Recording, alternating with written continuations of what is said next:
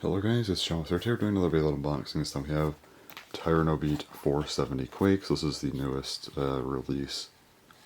Unfortunately, it is a random booster prize. Random booster rolling 3 already, so yeah, anyway.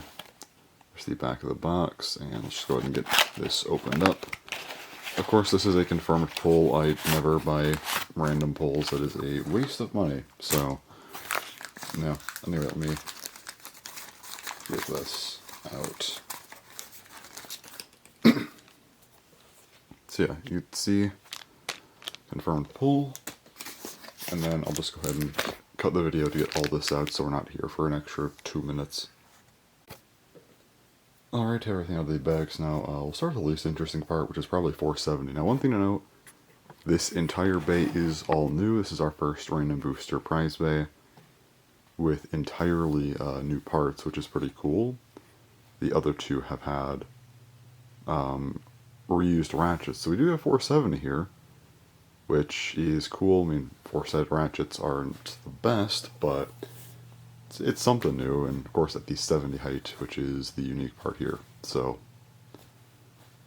yeah, I like the color scheme on this. It has like kind of a translucent gray on red, which is pretty cool actually. Next up, the bit. This is a pretty interesting one. This is Quake. So Quake, nice light blue here. Got the extra resistance as attack types and balance types too. This is an attack type though, but yeah. So this bit is all sorts of messed up. This part's almost like a gear flat like, and that makes like this little extra like bump up here, like a little line of extra plastic, and then this part is very like a very wide flat, and then also it's slanted. And yeah, you can just tell this bit is meant to just be weird and chaotic. I don't think this bit is very good as I mean, we always get these every generation. They're never that good, but they're fun to mess with at least, so that's cool. And here's the actual blade, TyrannoBeat. So yeah, it has kind of a dark gold, almost like brownish, almost like copper maybe. Just gonna stick with like brown, I guess, for the gear chip, and then a little bit of a darker red for the main color of the blade. So overall, very cool looking for sure. I like the pattern here as well on the blade. Kind of a rough pattern. For an attack blade, I don't know how to feel about it. I don't battle, but like, yeah, I guess this could maybe get some decent attacks in. I guess these parts are pretty, yeah, I mean, it seems decent. Kind of oval as well. I don't know how good this attack blade is, but I feel like it feels heavy. If it's heavy, then I think this is good, but I feel like it's something that's going to eventually just get completely outclassed when there's better shapes available, but yeah. For now, though, maybe this is good if it's heavy, but yeah. TyrannoBeat also has unique kind of prongs here. Also, it's our first bay back from, like, you know, the UX stuff, like our first mainline bay back, so it is a BX bay. Also, you have these tabs here. New type, because every team sort of has their own type, so this is different than the others, but yeah. Really cool blade. Alright, let's go ahead and do the weights now.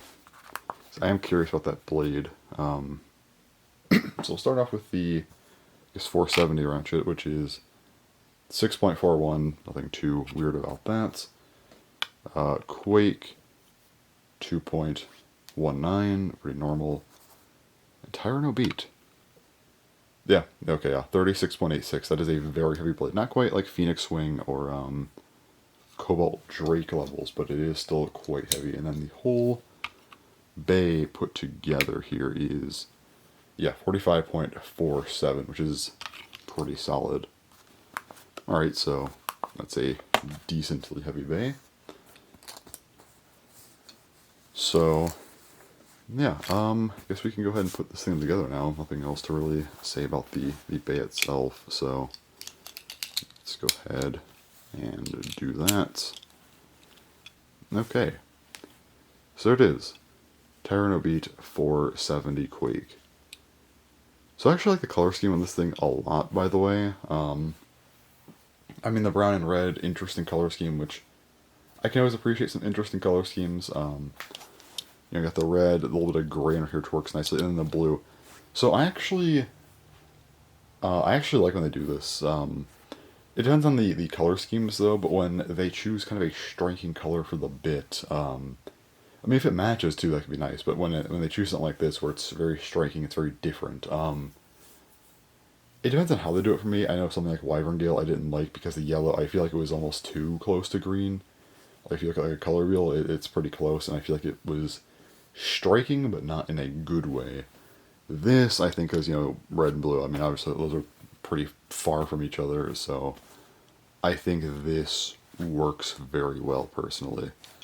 Like, they want to do, like, red or something, I mean, they could have, but no, I like the blue here, actually, so, yeah. So, overall, TyrannoBeat, is this bay worth getting? I'm actually going to say no, honestly. Now, for competitive, I'm not as well versed here. I imagine I can see the blade being pretty good. I mean, the shape seems at least okay with a lot of weight, so I can see that being a solid attacker.